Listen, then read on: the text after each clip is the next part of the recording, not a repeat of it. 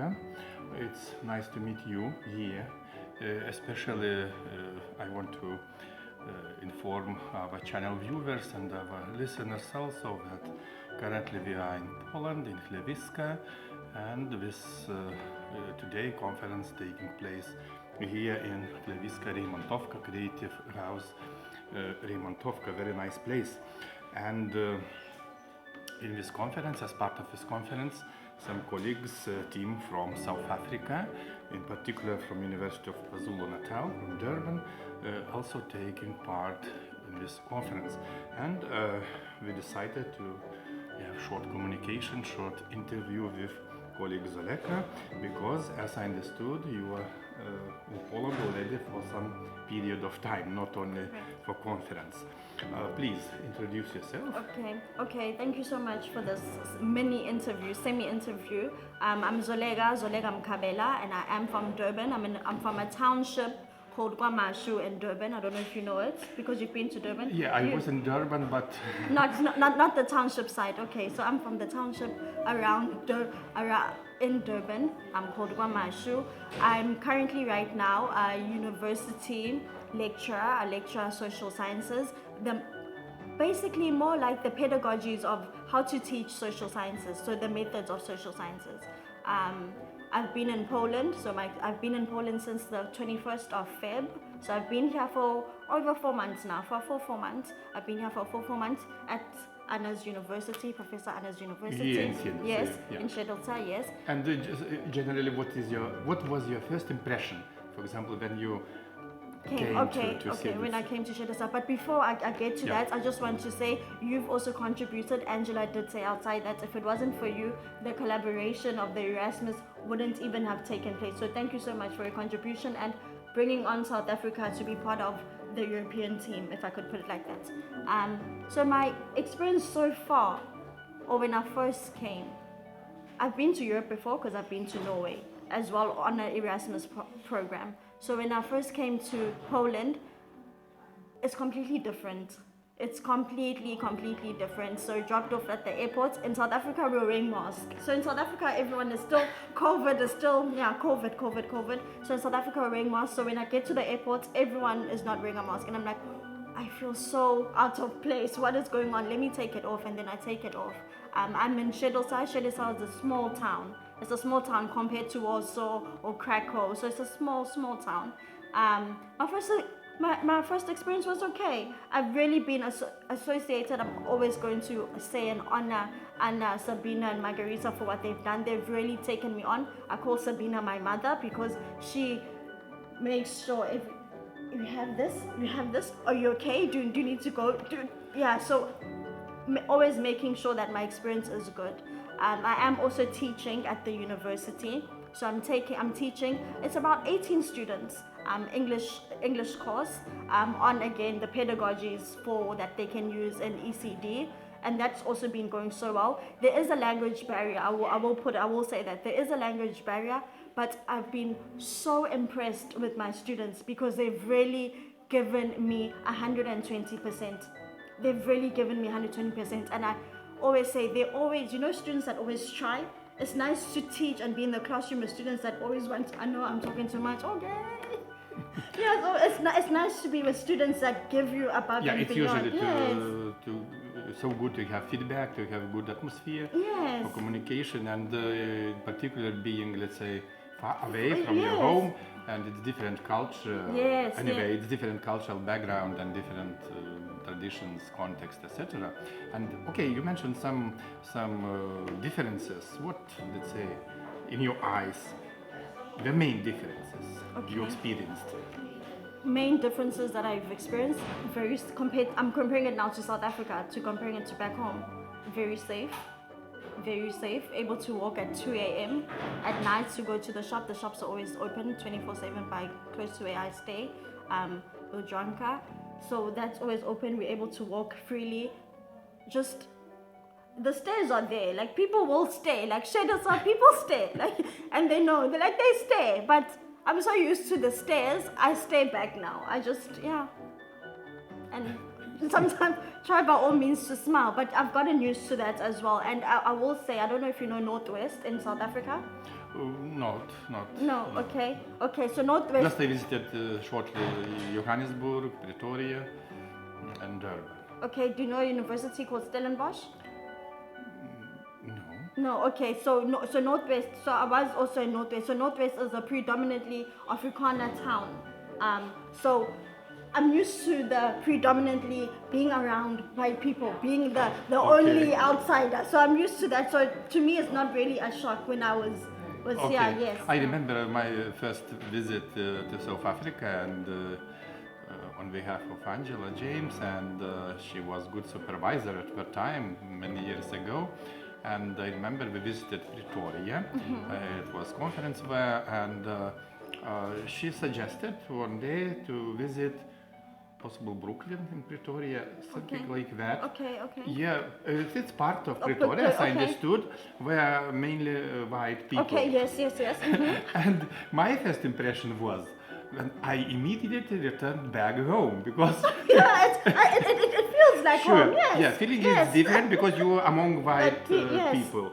But if you going somewhere outside this part of the city, you are really in South Africa. Yes. And its context is different. It's understandable, obviously it's understandable, but our history does allow it. And again, when we talk about history, I am a historian, so we'll always appreciate our past. If it wasn't for the past, we wouldn't be where we are. So understanding that for us to be here, we need to appreciate and understand the past, which a lot of people really don't.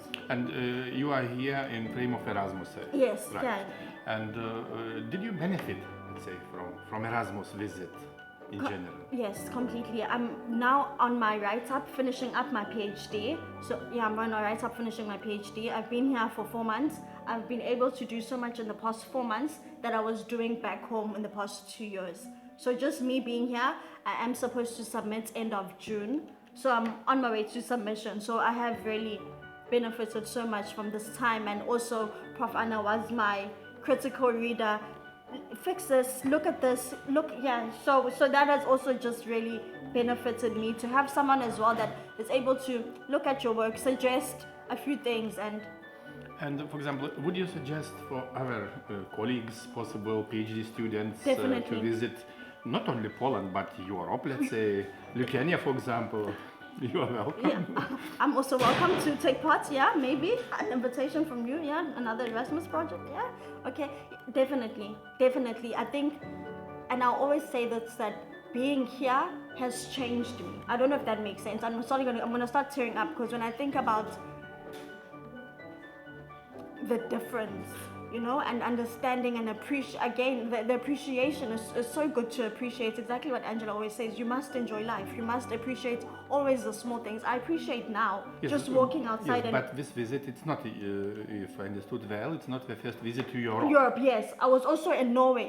Yes, I was also in Norway. So when I was in Norway, I was a teacher for 5 years, from 2014 to 2019, and then I moved to Northwest, the small Because it's different if you're going not just from one country to another country in the same continent, I mean, but if you're changing continent, for example, from Europe going to somewhere, let's say Africa, Latin America, or Asia, mainly Far East Asia, for example, like I remember when we visited Malaysia, Borneo.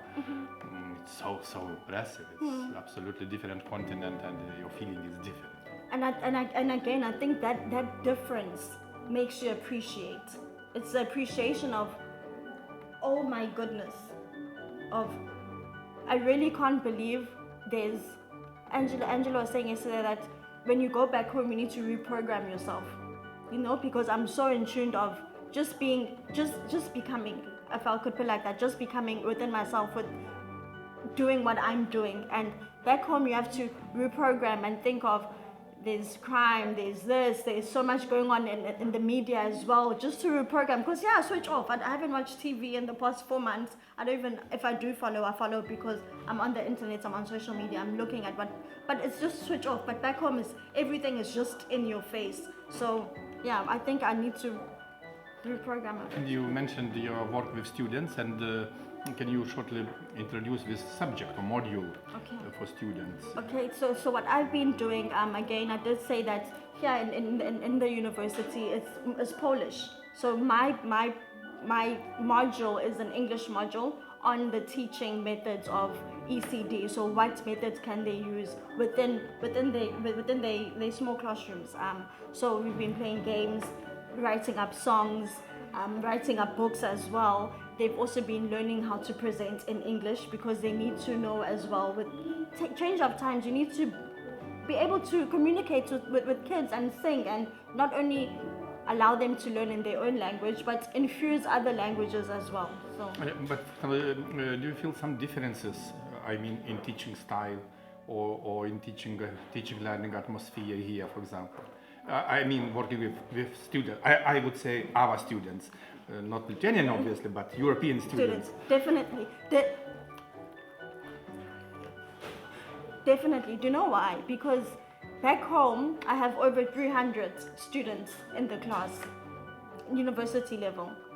Where I am now, I have around 18 students. So automatically the number makes difference. Makes a huge difference. You're able to be more active, to participate in smaller groups, for me to be able to know them fully. I know my students, and I'm always gonna say I love my students. My Polish students, I love them so much. They're like I only have one male and the rest are girls. Yeah, I can imagine, because I visited in South Africa, not so many, but at least maybe 5 or 6. I'd say up to 10 schools, different schools, junior schools, primary schools. And you're also at UKZN? Yeah, obviously. And I observed so large classrooms. Yes. Many students with different background, yes. Home background, family background, and everything. And let's say resources, obviously, because, for example, last time we visited one school, I don't remember now the name of the school, but something was destroyed just one day before our visit. No electricity, etc., etc. It's really different. And mainly, for example, the same at our university, our groups, students groups, relatively small. For example, currently I finished my module in research methodology. I have only 12 students. 12 master students on a group. It's so common to work. Yes, compared to if you have over 50 or 100 students. So the number as well, and again, the resources, and the students end up being advantaged, if I could put it like that, because you are giving them your all. All your energy is focusing on this student. I'm able to focus on the other students and the other students. You also again see their weaknesses, what they need more to improve. You're able to pick that up so much faster than if it was a group of, let's say, 100 students. Okay. And again, if I understood well, you feel some, let's say, impact on your professional development, personal professional. Yes, and again, just to network. My dad always used to say, my dad passed away beginning of this year, and the last thing I told him was that I'm going to Poland. My dad always says, your network is your net worth. So just being around people from different countries, networking, speaking, and again, it changes you. It changes your perspective. You can never go away from the experience the same. If you do, there's clearly something wrong with you. You can never go out of this experience the same. You can never view life the same, because, yeah. Mainly if you're visiting, let's say, for a short period of time, for example, just taking part in conference, 2-3 days, it's one thing, but you stayed longer time, and also you possibly you experienced climate change. Yeah, climate change as well, yeah. Because you started in February, right? Yeah. It was winter time. And when I came, I had two jackets, but not, so it's a typical thing to come with, yeah. So when I came with 2 jackets, but not that, you know, not for the climate, not for the weather. So Sabina was like, you sure? I'm like, no, I'm not sure. And then the next day I saw her. I had a big puffy jacket, and yeah. But now I'm able to just. Yeah, now because the sun is, it's summertime. Spring, yeah. Summertime, beginning of June. It's really summertime. It's a little bit delay in comparison, not only in Poland, the same in Lithuania. Okay. Spring was relatively cold. It's not common. Yes. Usually May, let's say April and also May, it should be more warm. Let's say, but what to do? every year It's some difference. difference. Some difference. Adapts every year. Okay, and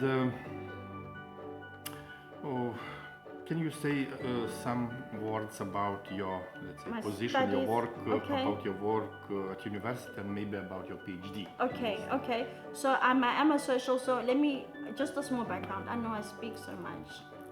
Just okay. okay. It's Because okay. It's interesting to know some details. Yeah, okay. So I was a high school. I did say I was a high school teacher for 5 years. I was teaching social science and geography. And then I went to Northwest in 2020. I was there for almost a full year because I was there from Feb and I left in November. I was there teaching history because my master's was in history education, and then I got the position at UKZN, and I studied at UKZN. So my first year at UKZN was in 2010. So UKZN to me is home. It's home, you know. So it's always good to go back home and to give back your excellence, because excellence, yes. So it's good to give back your excellence to where you come from. So I really believe in that.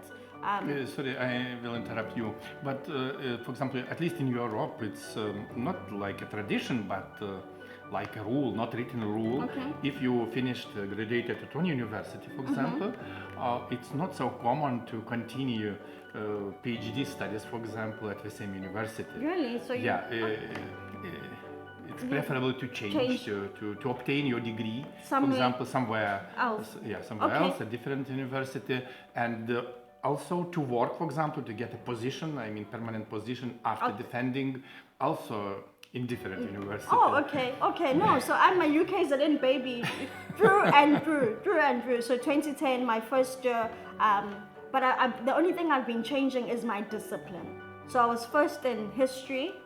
So first year, second year, third year, fourth year, my undergrad was in history and geography. And then in my honors and my master's was in solely history. And then when it comes to me, how I got into geography, because now I'm in geography, how it came into geography is I'm looking at land reform. So my study focuses on land reform. And land reform is only taught in the geography curriculum. So that brought me go back to geography. But yeah. But it's nice, your background is becoming more wide. So my study is on land reform. I did say I was a teacher, and I don't know if you know the history of land in South Africa. Only a few. Just moments. a few moments, okay. So people were dispossessed of their land. And when the ANC came into power in 1994, they did say that we will. They did develop a program, because they did develop a program and state that we will restoring land to people that were dispossessed of their land. Land turner is to ensure that farmers working on farm will not be evicted from the farms, and land redistribution to ensure that they distribute land throughout, so everyone has access to land, as our constitution says. But how many years after democracy for us? 27 years, 28 years after democracy, land in South Africa, if you can see the inequality. The inequalities in South Africa is so rife. I think you should also just put like a small picture of just showing the inequalities, like the gaps in South Africa. I don't have the right term to say in terms of the inequality, especially in terms of land. So when I was teaching land reform, because I was a teacher, when I was teaching land reform before I got into university, when I was teaching land reform, most of my students come from informal settlements. So they live in informal settlements. So when we were teaching about it, there was always heated debates on the government says they're about this, but they're not doing it. Why? And then I think it was a month and a half later, there were some private school students, you can Google it, it's on the internet. There was private school students from Pietermaritzburg College. They had t-shirts up that written EF, I don't know if you know EFF, I'm sure you do. EFF, Malema, and yeah, so they had t-shirts up at school, wearing their school uniform, t-shirts up, EFF is our last hope to getting the land back or something. And they got suspended from school just by posting that picture. So then the school suspended them. And once that happened, during the course of that, I was like, oh my goodness, land in South Africa, especially within our generation now, they need to understand how land is coming about.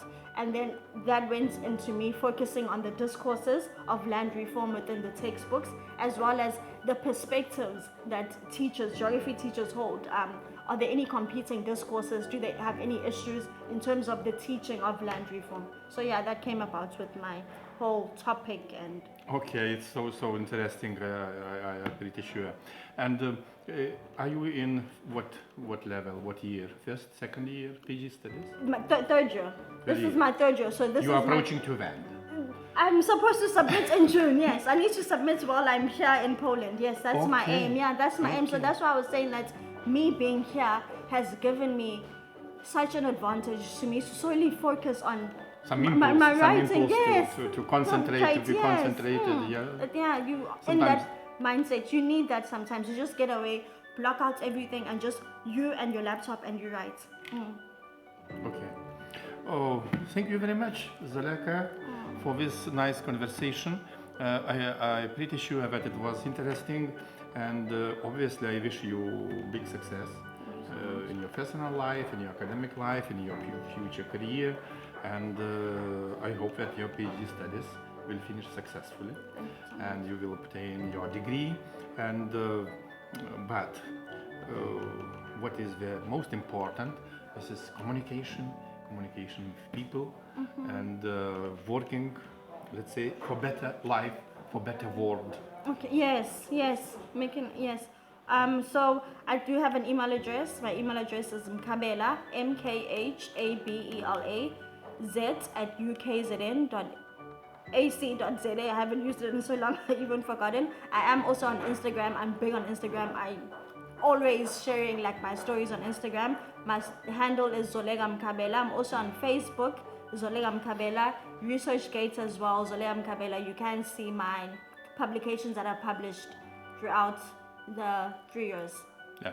Thank you very much. Thank you so much. Good for luck this. for you and for South Africa. Thank you so much for this. And before you close, I am waiting for an invite to come to a country next year. Okay. Ngiyabonga. Thank